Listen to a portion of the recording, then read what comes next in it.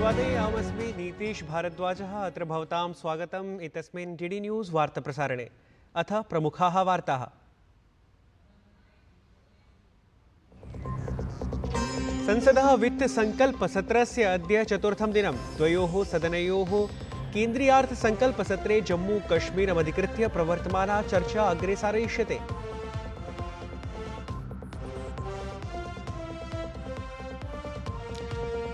Bharatiya Janata party इति दलस्य संघटनमन्त्रिणां द्विदिनात्मिकी मन्त्रणा अद्य प्रभृति दलस्य मुख्यालये प्रारभते। मन्त्रणावधौ लोकसभा निर्वाचनपरिणामानां समीक्षा भविष्यति।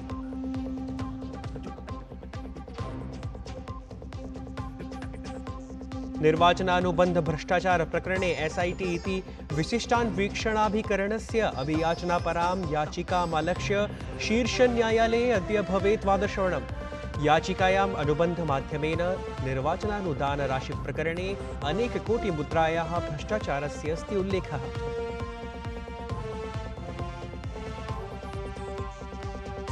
विदेशमन्त्री डॉक्टर एस जयशंकरः अद्य त्रिदिनात्मिकीं यात्रामुद्दिश्य लाओस् देशं गच्छति। आसियान् इत्येतस्य अन्तर्गतम् आयोक्ष्यमाणे विदेशमन्त्रिणां 57तमे सम्मेलने करिष्यति सहभागिताम्।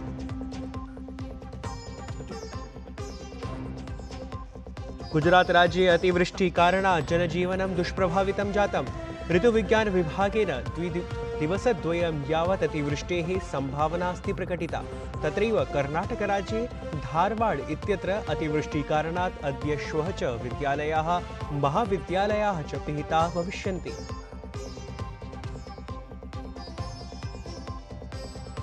भारतम् अद्य पेरिस् ओलम्पिक् क्रीडासु स्वीयाभियानम् आरम्भं करिष्यति। उद्घाटनात् पूर्वं दीपिका कुमारी, अंकिता भगत, भजन कौरः, प्रवीण जाधवः करिष्यन्ति समाह्वानम्।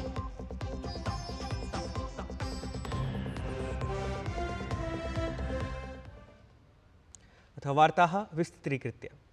संसदः सत्रस्य अद्य चतुर्थं दिनमस्ति। तावत् अद्य द्वयोः सदनयोः केन्द्रीयार्थसङ्कल्पसत्रमधिकृत्य प्रवर्तमाना चर्चा अग्रे सारयिष्यते। सममेव द्वयोः अपि सदनयोः जम्मू-कश्मीर संघ राज्यक्षेत्रस्य वित्तपत्रमालक्ष्य समारब्धा चर्चा अद्य अपि समाचरिष्यते। लोकसभायाम् अद्य जम्मू-कश्मीर संघ राज्यक्षेत्रस्य अनुदानानाम् अभियाचना अस्ति। अत्रान्तरे उभयोः सदनयोः प्रश्नकालावधौ विभिन्नमन्त्रालयागताः प्रश्नाः अपि प्रक्ष्यन्ते।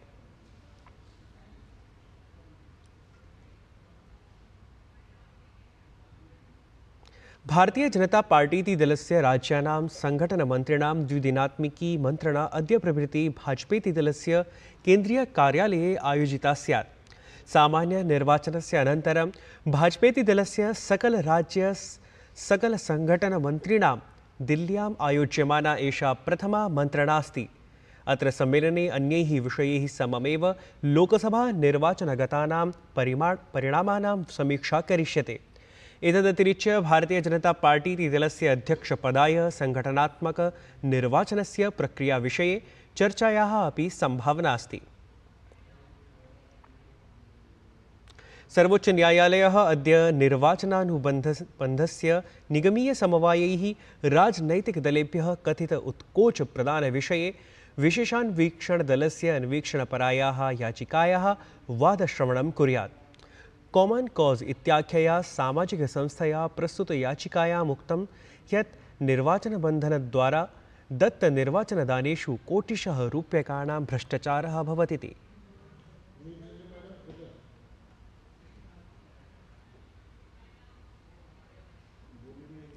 विदेशमन्त्री डॉक्टर एस जयशंकरः त्रिदिनात्मिकीं यात्रामुद्दिश्य अद्य लाओस् देशं गच्छति। तत्र सः आसियान् भारत पूर्वैशिया शिखर सम्मेलने अथ आसियान् क्षेत्रीय मंचस्य प्रारूपे आसियान् इत्येतस्य अन्तर्गतम् आयोक्ष्यमाणे विदेशमन्त्रिणां 57तमे सम्मेलने सहभागितां करिष्यति।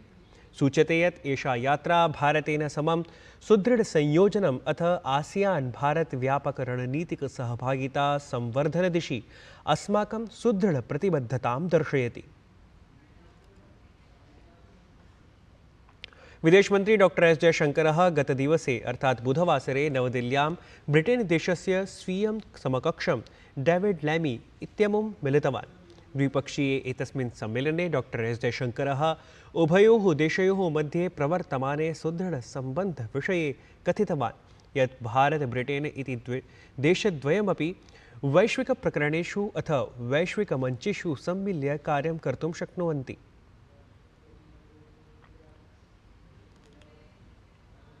I do believe that our relationship, it is a very important relationship, but there are enormous possibilities there, and how we explore those possibilities, how do we realize our potential in a more meaningful way, is one of the tasks that I look forward to undertaking with you.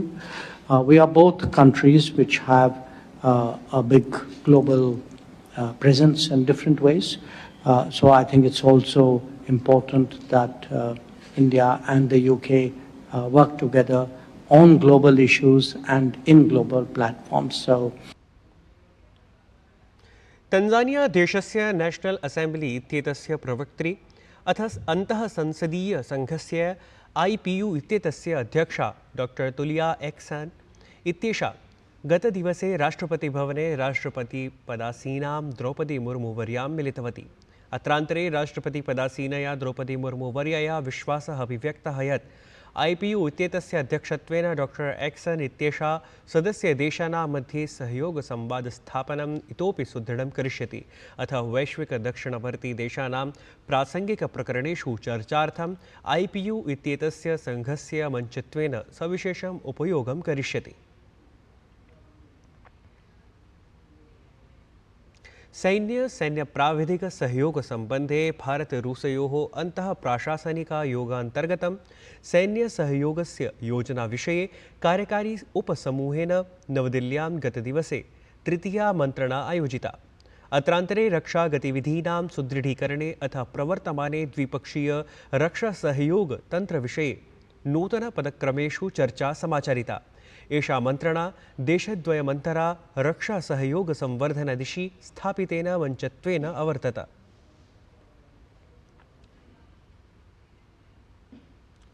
केरलराज्यस्य Malappuram इत्यत्र स्थले Nipah संक्रमणस्य प्रकोपः प्रवर्धमानः अस्ति।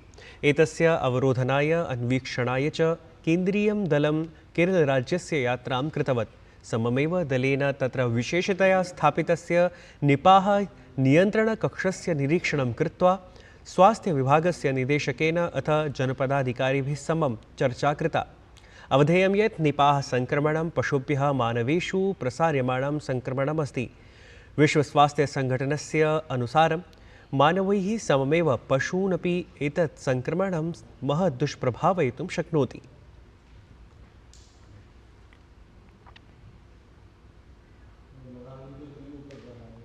रेलमंत्री अश्विनी वैष्णवः बुधवासरे प्रतिराज्यम् अर्थसंकल्पनापत्रानुगुणम् आवंटनविषये चर्चां कृतवान्।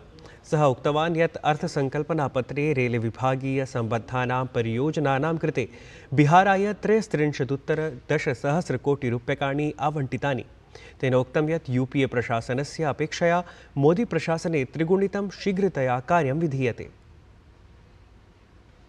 बिहार में record allocation हुआ है 10,033 करोड़ रुपए का। बिहार में 79,000 करोड़ रुपीस के प्रोजेक्ट्स रेलवे के टोटल इन्वेस्टमेंट होगा। बिहार 100% इलेक्ट्रीफाई हो गया है। UPA में जब उस सरकार में बिहार से रेलवे मिनिस्टर भी होते थे तब मात्र साल के 60-65 किलोमीटर का रेलवे लाइन का काम होता था। इतने बड़े राज्य में 60-65 किलोमीटर का रेलवे लाइन का साल में काम होता था एवरेज। मोदी जी के 10 साल के पीरियड में 160 किलोमीटर का पर ईयर काम होता है। देखिए, काम में 3 गुना तेजी आई मोदी जी के पीरियड में। बिहार में 92 स्टेशंस को अमृत भारत स्टेशन के तहत पूरा रीडेवलप किया जा रहा है। रेलमंत्री अश्विनी वैष्णवः सविशेषम् उक्तवान् यत् महाराष्ट्रे रेलविभागस्य विकासाय सर्वाधिकराशिः प्रदत्ता। माननीय प्रधानमंत्री श्री नरेंद्र मोदी जी ने महाराष्ट्र में रेलवे के डेवलपमेंट के लिए रिकॉर्ड एलोकेशन किया है। यूपीए के पीरियड में महाराष्ट्र जितने बड़े स्टेट को मात्र 1171 करोड़ रुपए मिलते थे, 1100 करोड़ रुपए मिलते थे मात्र साल के। मोदी जी ने इस एलोकेशन को बढ़ाया, डबल किया, ट्रिपल किया, 4 गुना किया, 5 गुना किया, 6 गुना किया, 8 गुना किया और इस साल 13.5 गुना, 13.5 टाइम्स, 13 गुना, 15,940 करोड़ रुपए महाराष्ट्र में रेलवे के लिए एलोकेशन किया है। नेपालस्य राजधान्यां काठमाण्डु इत्यत्र विमानदुर्घटनायां 19 जनेषु 18 जनाः मृत्युमुपगताः। व्रणितः विमानचालकः एम शाक्यः गम्भीरस्थितौ चिकित्सालये प्रवेशितः अस्ति। परं दुर्घटनायाः कारणम् इदानीमपि न ज्ञातमिति। दुर्घटनायाः अन्वीक्षणार्थं 5 सदस्यीया समितिः अपि निर्मिता अस्ति।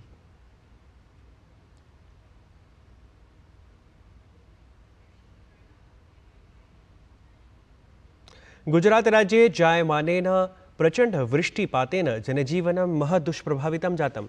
तत्र वडोदरास्थले अपि वृष्टिकारणेन विभिन्नस्थलेषु जलापूर्तिः दृश्यते। ऋतुविभागेन तावत् आगामिनं दिनद्वयं यावत् महद्वृष्टेः तत्र सञ्चेतना प्रकाशिता अस्ति।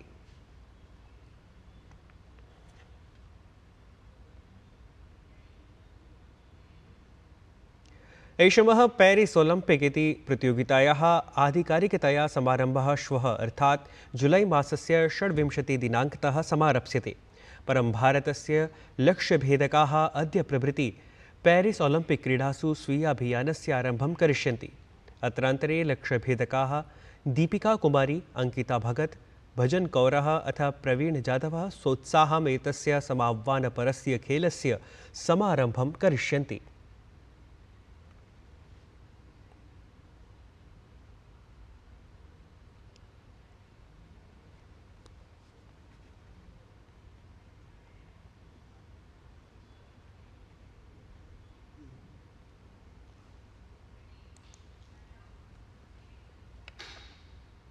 एतत् वार्ता संस्करणम् अधुना सम्पद्यते।